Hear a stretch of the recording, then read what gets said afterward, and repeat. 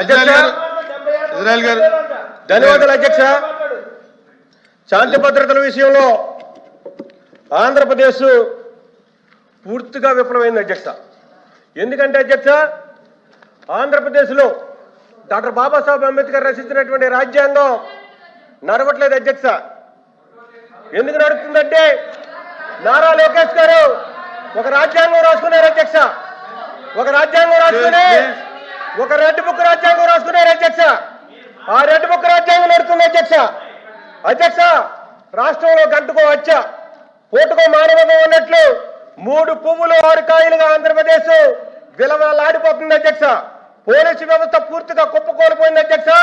దేశంలోని ఆంధ్రప్రదేశ్ పోలీసులు చిట్ట సవరణ ఉందంటే అర్థం చేసుకోవచ్చు అధ్యక్ష. దేశవ్యాప్తంగా రాష్ట్రాలు యూటీల పనితీరుపై కేంద్రం 2025 నివేదికలు, మన రాష్ట్రం 30 జాబితాలో ఉందంటే అధ్యక్ష పనితీరు కనీసం పాస్ మార్కులు కూడా దక్కలేదు అధ్యక్ష. రాజకీయ కక్ష సాధింపులతో పోలీసులని దుర్వినియోగం చేస్తున్నారు అధ్యక్ష. పోలీసులు పసుపు ఏజెంట్లుగా మారిపోయారు అధ్యక్ష. 2500 సంవత్సరాల క్రితం చాణక్యుడు ఒక మాట చెప్పాడు అధ్యక్ష. ఏం చెప్పాడంటే, ఒక రాజ్యంలో ఒక రాజు యొక్క పరిపాలన గాడి తప్పినప్పుడు, ఆ రాజ్యంలో ఆర్థిక సంక్షోభం ఏర్పడినప్పుడు, ఆ రాజ్యం మీద ఆ రాజ్యం మీద ప్రజలు తిరుగుబాటు చేసినప్పుడు ప్రజల దృష్టిని జూదం వైపు, అశ్లీలత వైపు మళ్లించమని చెప్పాడు అధ్యక్ష.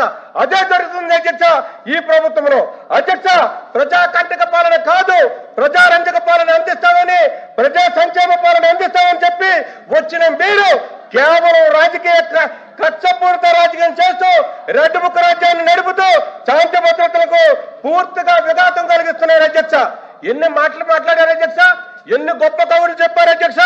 అధ్యక్ష, రాష్ట్ర వ్యాప్తంగా పేకాటి క్లబ్బులు, రాష్ట్ర వ్యాప్తంగా మట్కా సెంటర్లు, రాష్ట్ర వ్యాప్తంగా పర్మిట్ రూములు, రాష్ట్ర వ్యాప్తంగా గంజాయి సాగులెట్లు ఎక్కడ పడితే అక్కడ 24/7 జరుగుతుంటే పోలీసులు సోచం చెప్తున్నారు అధ్యక్ష. ఇది నేనంటున్న మాట కాదు అధ్యక్ష, నేనంటున్న మాట అధ్యక్ష. స్వయంగా ఉప ముఖ్యమంత్రి వర్యులు పవన్ కళ్యాణ్ గారు మీ జిల్లా పశ్చిమ గోదావరి జిల్లాలో భీమవరంలో విచ్చలవిడిగా పేకాట్లు ఆడుతున్నారు, పేకాటు కప్పులు నడుపుతున్నాయి. ఆ డిఎస్పీ గారిని విచారించండి, రిపోర్ట్ ఇద్దామని చెప్పారంటే ఈ యొక్క పోలీసు వ్యవస్థ ఏ రకంగా నడుస్తుందో ఒక్కసారి మీరు అర్థం చేసుకోవాల్సిందిగా అడుగుతున్నారు అధ్యక్ష. చిత్తూరు జిల్లా మదనపల్లిలో కులశేఖర్ అనే వ్యక్తి గంజాయి మత్తులో ఒక మైనర్ వారికిని రేపు చేసి చంపేస్తే అధ్యక్ష అతను కూడా గంజాయి తాగి చనిపోయాడని స్వయంగా హోంమంత్రి గారే ప్రకటించారంటే ఈ రాష్ట్రంలో గంజాయి ఏ రకంగా విస్తృతంగా ఉందో ఒకసారి ఆలోచించామని చెప్పేసి ఈ సందర్భంగా మీకు తెలియపడుతున్నా అధ్యక్ష. ఈ రాష్ట్రంలో హాస్టల్లో చదువుకున్న పేద విద్యార్థులకు సరైన సదుపాయాలు ఉంది అధ్యక్ష. ఈ రాష్ట్రంలో అనారోగ్యానికి పాలవుతున్నటువంటి పేదవారికి సరైనటువంటి వైద్యం అందించ, కానీ గుడి లేదు, బడి లేదు, ఎక్కడ మరితే అక్కడ విచ్చలవిడిగా మధ్య మాత్రం జరుగుతుంది అధ్యక్ష. అధ్యక్ష, మా ఓటా ఎంత అనే విధంగా ప్రతి మద్యం షాపు నుండి నెల ఎమ్మెల్యేలకు మామూలుగా వెళ్తుంది అధ్యక్ష. అధ్యక్ష, పేదవాడు అనారోగ్యానికి గురైతే వైద్యం దొరకదు, కానీ గల్లీ నుంచి ఢిల్లీ వరకు అధ్యక్ష ప్రతి గల్లీలో బెల్ట్ షాపులు నిర్వహిస్తున్నారు అధ్యక్ష.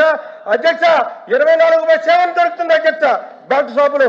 ఎక్సైజ్ శాఖ మరి మామూలు మద్దతులు మూలిగిపోతున్నారు అధ్యక్ష. మద్యం విచిత్రం ఏంటంటే అధ్యక్ష, గతంలో మద్యం తాగితే చనిపోయేవారు అధ్యక్ష, నాణ్యమైన మద్యం లేకపోతే చనిపోయారు అధ్యక్ష. కానీ ఈ రోజు ఈ ప్రభుత్వంలో పాలు తాగితే చనిపోతున్నారు అధ్యక్ష. పాలు తాగితే పైకెళ్ళిపోయే పరిస్థితి ఏర్పడింది అధ్యక్ష. ఇదే ఎంత దుర్మార్గం ఒకసారి అర్థం చేసుకోండి అధ్యక్ష.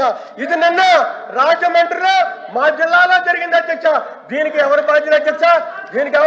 అధ్యక్ష ప్రభుత్వ బాధ్యత కాదండి అధ్యక్ష. నేను అడుగుతున్నాను, దానికి సమాధానం చెప్పాలని అడుగుతున్నాను అధ్యక్ష.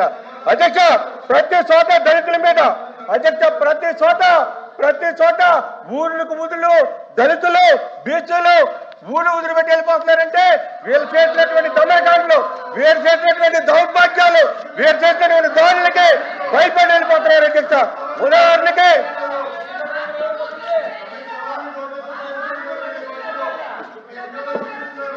ఉదాహరణకి అధ్యక్ష పల్నాడు జిల్లాలో గురజాల మాచర్ల నియోజకవర్గంలోనే సుమారు 6,000 మంది ఊరుదులు పెట్టి వెళ్ళిపోయారంటే శాంతి భద్రతలు ఏ విధంగా ఉన్నాయో ఒక్కసారి మీరు అర్థం చేసుకోమని చెప్పేసి మీకు తెలియపడుతున్నారు అధ్యక్ష. అధ్యక్ష ఎన్ని మాటలు చెప్పారు అధ్యక్ష. ఆ రోజున ఒకరు ఊగిపోయారు అధ్యక్ష, ఒకరు జారిపోయారు అధ్యక్ష, రౌడీలని రాజ్యం చేస్తున్నాయన్నారు అధ్యక్ష. అధ్యక్ష మహిళలపై కన్నెత్తి చూస్తే ఏం జరుగుతుందో చూడమని చెప్పారు అధ్యక్ష. కానీ అధ్యక్ష ప్రతి చోట ఈ సంఘటనలో అధ్యక్ష ప్రతి చోట ఈ సంఘటనలో ప్రధాన ముద్దాయిలు కూటమి నేతలని చెప్పి ఈ సందర్భంగా నేను తెలియపడుతున్నాను అధ్యక్ష. అధ్యక్ష మాట్లాడితే అసెంబ్లీ పవిత్రం అంటారు, దేవాలయం అంటారు.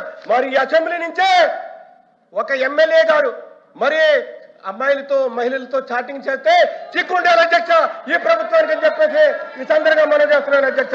అధ్యక్ష ఆ మహిళ ఫిర్యాదు చేసింది అధ్యక్ష. ఆ మహిళ ఫిర్యాదు చేస్తే ఆ ఎమ్మెల్యే మీద చర్యలు లేవు కానీ తిరిగి ఆ మహిళ మీద కేసు పెట్టే పరిస్థితి అధ్యక్ష. ఇలాగుంది అధ్యక్ష.